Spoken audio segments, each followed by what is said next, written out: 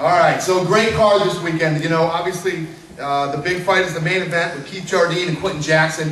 Very important fight for both of these guys. Ever since Quentin's episode, he's been back on track and looked amazing in his last fight. And he wants his title back. Obviously, if he wins this fight Saturday, he gets the next title shot. Keith Jardine, a win for him, will move him up in the ranks when he will eventually have to fight Rashad Evans. If Rashad Evans keeps winning and he keeps winning, they say they won't, but I guarantee you they will. We'll be making the Rashad Evans-Keith Jardine fight. This isn't basketball or baseball. They're not on the team. What happens if Rashad holds the title for the next 3 years? I'm sure they're not that good of friends. He's gonna have to get his shot here soon. So big fight for these two this weekend. Obviously, local favorite Matt Hamill, 7-2 against Mark Munoz, 5-0. This card is awesome. Matt Brown and Pete Sell. Neither one of them have ever been in a bad fight. Shane Carwin, 10-0. Gabe Gonzaga, 10-3. Our heavyweight division is beefing up and getting more and more exciting. Jim Miller, 13-1 against Ray Maynard, 7-0. And I can keep going on and on with what great fights are on this card this weekend. Let me say something, man. They might get some questions. You say what? They may get some questions a few times. Oh, well, you know what? You know, I feel bad for Jardine right here. You know, Dana said you're going to make him fight his friend and stuff like that. I have friends I train with and stuff, but I couldn't see myself fighting him. I couldn't see myself fighting my friends I train with and stuff like that. I like Jardine and I like Richard, you know what I'm saying? But, you know, Dana's right. You know, this is mixed martial arts, you know. It's a business and sport, so I'm going to try to help you out, baby. I got your back.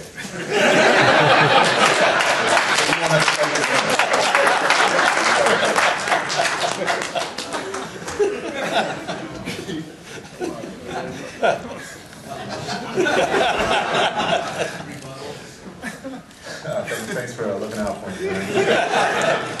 You know, like I said, it's a true honor to be here fighting the main event in the Midwest. Jesus, all the best fans in America, I think, come from the Midwest. When I fight in Vegas, we do appearances. Everybody seems to be from this area, and it's a true honor.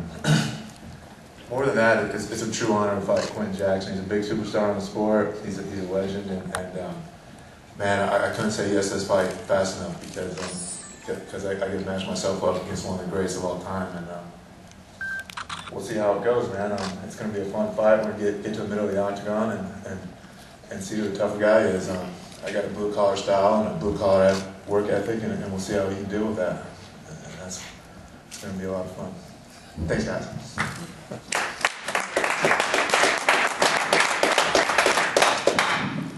Keep it rolling. Mark, you want to come up here and talk? The media doesn't want to talk today.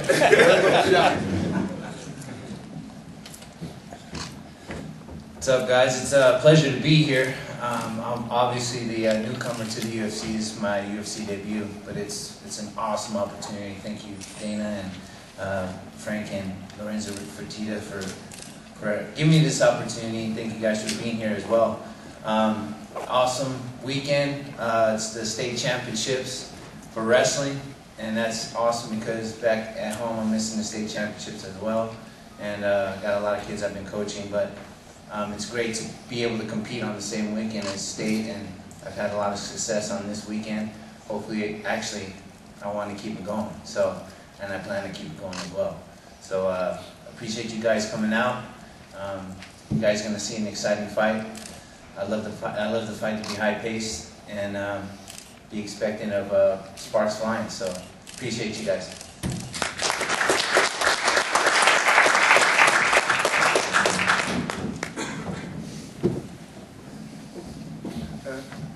Welcome aboard, Mark. You know, to the thank you for having him.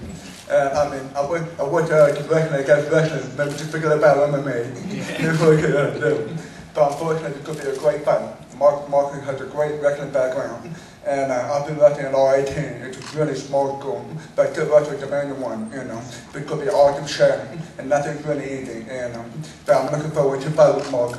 This is my home state, and I have a lot of friends and a lot of family, and I'm going to get me more motivated because I can't wait to feel the vibration and get to my body, get my heart and fighting. That's the key, to get more kill anything. So this is my second fight in Ohio, so I can't wait to further vibration. And there's Brad going to take it. There we go.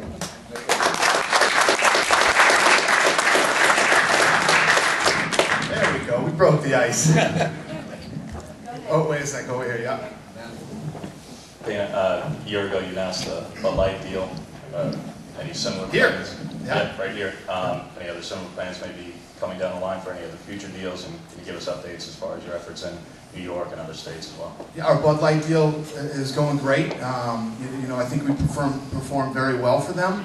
And in these tough times, sponsors are very hard to come by these days. You know, the bank situations, the Wall Street situations, the housing situation, and you know, businesses that have been around for 100 years are going out of business. So it's a real tough time, but we've been very fortunate as far as our entire business goes, not only sponsors, but you know, still selling tickets and everything else. So I don't know what the future holds for new sponsors coming on board, but we're real happy where we're at right now.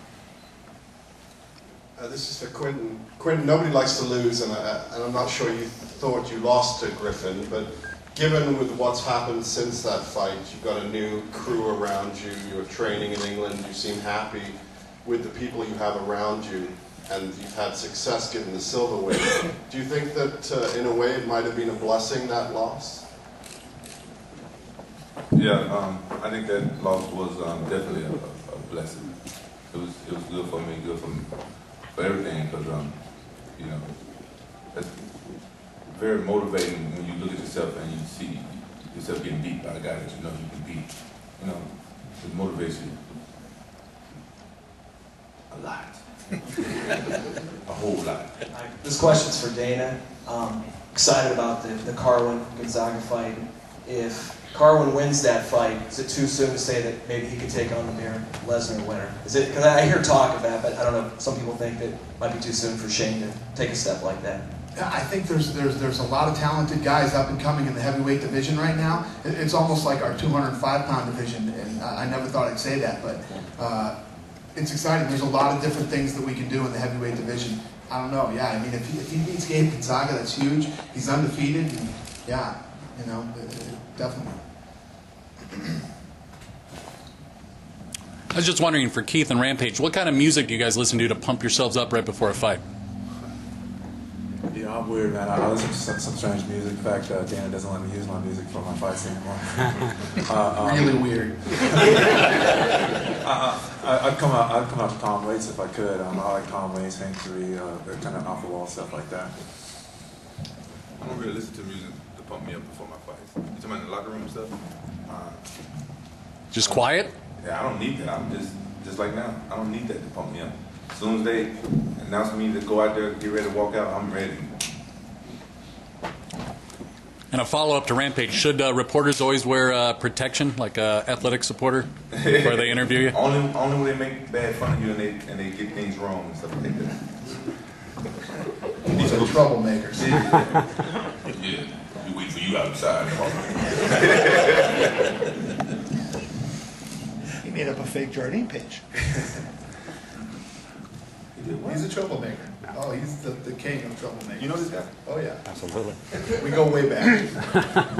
Actually, the Bud Light announcement here a year ago was one of them, too. It was fun, wasn't it? Yeah. Actually, can I ask you a question? Since you Sure.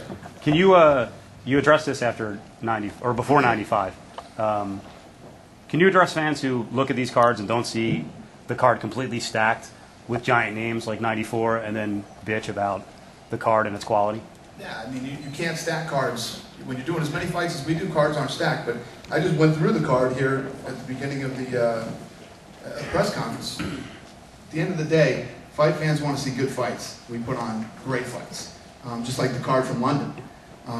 You know, everybody was claiming that card, you know, when I say everybody, I'm talking about 4 retards on the internet, okay? Said that the card wasn't stacked enough and everything else. The card was awesome. It was an awesome card.